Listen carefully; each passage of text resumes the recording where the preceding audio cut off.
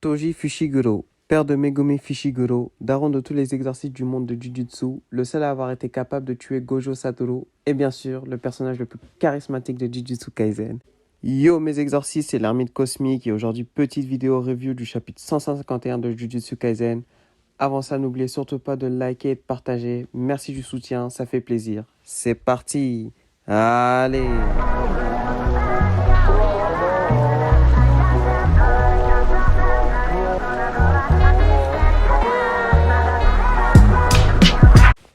Bon, pour la troisième fois consécutive, le chapitre est excellent. L'œuvre elle est maîtrisée. Malgré sa fatigue, l'auteur reste sur un niveau d'excellence en ce moment, c'est incroyable. Et pour notre plus grand bonheur, ça semble pas être fini parce que comme pour l'arc Shibuya, les chapitres ils portent les mêmes noms. C'est juste les numéros qui changent. Avant de commencer la review, je tenais tout d'abord à m'excuser auprès de Akutumi qui la semaine dernière n'a pas eu le temps de finir les planches vu qu'il était tombé malade avant la publication du Jump. Et donc c'est pour ça qu'il y a certaines pages du combat de Maki, c'était les croquis des planches. Et donc vraiment, je tenais à m'excuser par rapport à ce que j'ai dit. Et vraiment, merci à lui pour nous offrir cette œuvre magnifique. Sur ce, revenons au chapitre. Je ne sais pas si vous vous souvenez, la semaine dernière, on se quittait sur Naoya qui venait pour affronter Maki. Du coup là, on commence par un mini flashback de Naoya.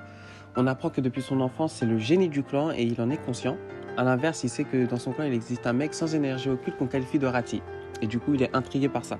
Et là, pour bien entrer dans le chapitre, bim, on nous sort un beau portrait de Toji. Ce mec, vraiment, quel charisme. Il pue la suffisance. Regarde-moi ce regard de tueur. Mais comment on ne peut pas l'aimer, ce mec? Vraiment, c'est incroyable.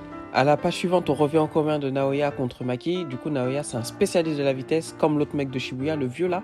Dès le début, on comprend que c'est un grand combattant, ce Naoya. Il va profiter de cette vitesse pour prendre l'avantage pendant ce fight. Même si on a l'impression que Maki se laisse un peu faire. Encore une fois, on voit le changement de ton au niveau de la puissance des combattants. On passe à un niveau très élevé, des high kicks en pleine phase, des montagnes qui se font trouer. Ce qui fait que d'un côté, on a une forte démonstration offensive de Naoya et de l'autre, encore une fois, la résistance physique dont fait preuve Maki, qui n'attaque pas et se contente seulement de compter et de dire aïe. Pendant que le combat bat son plein, Naoya, il va là sur les discours. Je crois qu'il en avait gros sur le cœur et il profite donc de ce combat pour régler ses comptes. Dans tous les cas, il veut pas accepter Maki comme étant au niveau de Toji. Mais bon, mon gars, c'est pas toi qui décide malheureusement. Dans tous les cas, on comprend que lui, il avait l'ambition de s'élever au niveau des monstres que sont Satoru et Toji. Mais pour cela, il devait clairement montrer qu'il est capable d'être le futur dirigeant du clan Zenin.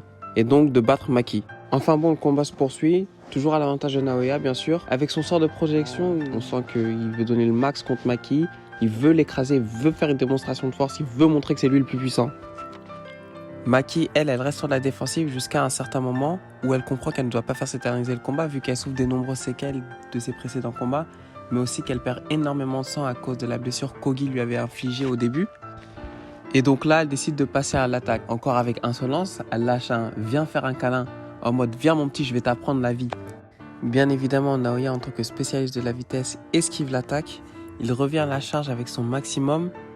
Mais en réalité, tout le temps où Maki n'attaquait pas et se laissait faire depuis le début du combat, c'était pour analyser son sort de projection et trouver le moment opportun pour l'attaquer. Et effectivement, elle nous explique que grâce à son nouveau corps, elle a pu comprendre comment fonctionne le sort de projection et donc comment attaquer Naoya au bon moment. Et bien sûr, comme pour Ogi, comme pour les Hei, Maki en un coup de poing à la Gamu, elle terrasse le génie du clan qui l'accusait d'imposteur. Un coup de grâce net, sans bavure, grande pêche dans les dents. Il va se réveiller chez les DC Comics avec Flash et je sais pas qui. Bien évidemment, Maki va de ce commentaire. Pardon, tu peux répéter? Je vais même pas commenter, tellement c'est insolent. Enfin bon, très bon chapitre du combat en pagaille. Mais où est-ce que l'auteur il va en venir? Quel est le réel niveau de puissance de Maki? Elle arrive à suivre Naoya à l'œil nu sans difficulté alors que le Boog il est à la même vitesse que Sonic.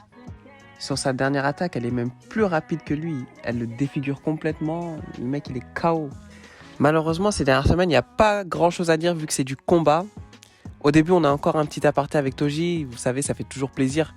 Le mec, il était rejeté par le clan et ces derniers, ils n'arrivaient pas à évaluer sa force ni son potentiel. Mais bon, Naoya, lui, il l'avait déjà cramé dès son enfance. Ça montre aussi à quel point il est puissant, Naoya. Malheureusement pour lui, il avait la mission d'atteindre le niveau de Satoru et de Toji, mais il s'est fait stopper net. Maki, elle enchaîne les victoires combat après combat. C'est le Barça de Guardiola, elle, là. Elle est devenue trop puissante. Franchement, moi, je kiffe de ouf, parce que vu son histoire, elle mérite.